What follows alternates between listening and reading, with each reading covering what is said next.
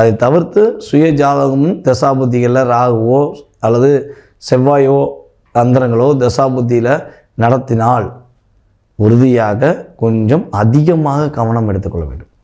இதை தவிர்த்து உங்களுக்கு மற்ற கிரக தசாபுத்திகள் ஓடுது அப்படின்னா அதுவும் தசாபுத்தியில் ஆதிபத்தியங்கள் நன்றாக இருந்தால் பாதிப்பு ரொம்ப கிடையாது அப்படிங்கிறது நிதர்சனமான உண்மை.